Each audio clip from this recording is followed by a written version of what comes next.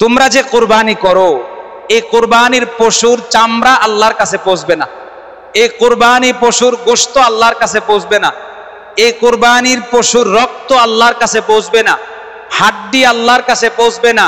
যেটা পৌঁছবে সেটা হলো তোমাদের তাকওয়া, যেটা আল্লাহর কাছে যাবে সেটা হলো তোমাদের মনের খবর। এই কারণে কোরবানি করব তো আল্লাহর জন্য করব, কোরবানি করব তো নিয়ত বিশুদ্ধ রেখে কোরবানি করব। নিয়ত বিশুদ্ধতার ক্ষেত্রে খেয়াল রাখবো।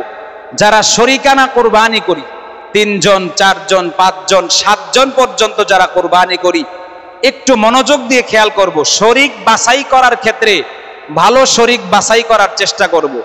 উদাহরণস্বরূপ 7 জন মিলে 2 লক্ষ টাকা দিয়ে একটা কোরবানি করবে। 6 জনের নিয়ত আল্লাহর জন্য, 1 জনের নিয়ত গোশত খাওয়া, 7 জনের কোরবানি নষ্ট হয়ে যাবে। এই জন্য শরিক বাছাই করার ক্ষেত্রে খেয়াল রাখবো, এমন শরিক বাছাই করব যার নিয়ত বিশুদ্ধ। একান্ত যদি আমি ভালো শরিক না পাই, একা একা একটা ছাগল কোরবানি দিব, তারপরেও আমি আমার কোরবানিটা নষ্ট হওয়া থেকে বাঁচানোর চেষ্টা করব। এটা গেল নিয়ত বিশুদ্ধ হওয়ার ক্ষেত্রে প্রাসঙ্গিক কথা। 2 নম্বর গুরুত্বপূর্ণ বিষয়, যারা কোরবানি করব তাদের জন্য 2 কথা। 1 নম্বর কথা নিয়ত বিশুদ্ধ হওয়া, 2 নম্বর কথা হালাল সম্পদ হওয়া। কি হওয়া ভাই বলেন? হালাল সম্পদ হওয়া। আপনি সুদের ব্যবসা করেন, একজন হালাল টাকা 20,000 টাকা দিয়ে কোরবানি করলো ছাগল দিয়ে, আপনি সুদের ব্যবসা করে 2 লক্ষ টাকা দিয়ে কোরবানি করলেন। আপনার এই 2 লক্ষ টাকার মূল্য আল্লাহর কাছে বিন্দু মাত্রও নাই। এই জন্য কোরবানি করার ক্ষেত্রে সম্পদ হালাল হওয়া অত্যন্ত জরুরি। হারাম পয়সা দিয়ে কোরবানি করা আল্লাহ পাক রব্বুল আলামিনের কাছে সেটা গ্রহণযোগ্য হবে না। গত কোরবানি ঈদে একটা মাসআলা দিয়েছিলাম, অনেকের খটকা ছিল মাসআলাটার মধ্যে। সেটা হলো সম্পদ হালাল হারামের ক্ষেত্রে খেয়াল রাখবো। আমরা বর্তমান দুনিয়াটার মধ্যে ব্যাংকিং সিস্টেম চালু হওয়ার মাধ্যমে এমন অবস্থা হয়ে গিয়েছে, যে ব্যক্তি হারাম থেকে বেঁচে থাকার সর্বোচ্চ চেষ্টা করে, তার নাকের মধ্যে হারামের ধোঁয়া হলেও ঢুকে যায়। কথা বলেন ঠিক কিনা? যেমন আপনি একটা বিকাশ অ্যাকাউন্ট করছেন, আপনি একটা নগদ অ্যাকাউন্ট করছেন, ব্যাংক অ্যাকাউন্ট করেন নাই, ব্যাংকে আপনি যান নাই, হঠাৎ করে আপনার অ্যাকাউন্টে একটা অফার দিল, 20 টাকা ফ্লেক্সিলোড করলে 10 টাকা আপনাকে বোনাস দেওয়া হবে। আপনি 10 টাকা বোনাস নিয়ে নিলেন, এই 10 টাকা আপনার জন্য হারাম, এটা সুদ।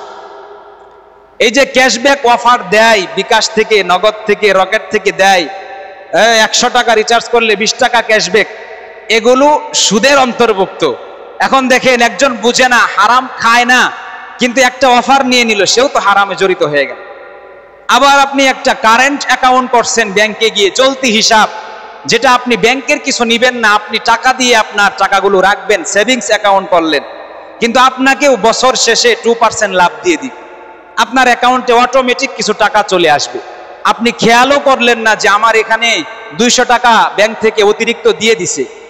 এভাবে মানুষ যে সর্বোচ্চ চেষ্টা করে হারাম থেকে বেঁচে থাকার, তার অ্যাকাউন্টেও কিছু না কিছু হারাম চলেই আসে, কিছু না কিছু হারাম চলেই আসে। যেমন সহজ উদাহরণ, আপনার ব্যাংক অ্যাকাউন্টও নাই। অনেকেই কথাগুলো খারাপ লাগবে, দেখেন আপনার ব্যাংক অ্যাকাউন্ট নাই, অসুবিধা নাই, জুমার আজান হয়ে গেছে, আপনি বেচাকিনা করতেছেন, এই বেচাকিনা জুমার আজান হয়ে যাওয়ার পরে যে বেচাকিনাটা করলেন, যে লাভটা আপনার হলো, এই লাভের মধ্যে হারামের গন্ধ রয়েছে। এই লাভ নেওয়াটা আপনার জন্য জায়েজ হবে না, আল্লাহর রাস্তায় সদকা করে দিতে হবে। তাহলে দেখেন কতভাবে হারাম চলে আসে। এই কারণে কিতাবাদির মধ্যে হারাম সম্পদের আলোচনা অনেক লম্বা করা হয়েছে। একটা মাসআলা দিয়েছিলাম যে আমরা কম বেশি সবাই সামান্য থেকে সামান্য হারামের সাথে জড়িত হয়েই যাই। তাহলে কোরবানি করার ক্ষেত্রে আমরা পিওর টাকা অনেক ক্ষেত্রে বাছাই করা কষ্ট হয়ে যায়। তো আমরা মনে রাখবো, আপনার ইনকাম যদি বেশি অংশটা হালাল হয়, সামান্য হারাম আপনার এক ইনকামের মধ্যে চলে আসছে, আপনার জানা নাই, তাহলে আপনি কোরবানি করবেন, হারাম টাকা মনে করে কোরবানি করা থেকে বিরত থাকবেন, এটা হবে না। আপনি জানেন যে আমার 90% ইনকাম হালাল, 10% ইনকাম আমার হারাম, আমার 85% ইনকাম হালাল, 15% ইনকাম হারাম। আপনি কোরবানি করেন, কোরবানি বিশুদ্ধ হয়ে যাবে। কিন্তু আপনার ইনকাম যদি হয় 85% হারাম, 15% হালাল, কোরবানি করলে কোনো লাভ হবে না। আপনার সমস্ত ইনকামের বেশি অংশটা হালাল হতে হবে। সামান্য পরিমাণ হারাম হলে কোরবানি করলে জায়েজ হয়ে যাবে, কোরবানি সহি হয়ে যাবে, কোনো অসুবিধা নাই। কিন্তু বেশি অংশটা যদি হারাম হয়, কম অংশ যদি হালাল হয়, কোরবানি করলে, ওই টাকা দিয়ে কোরবানি করলে সেটা বিশুদ্ধ হবে না। আল্লাহ তাআলা আমাদের সবাইকে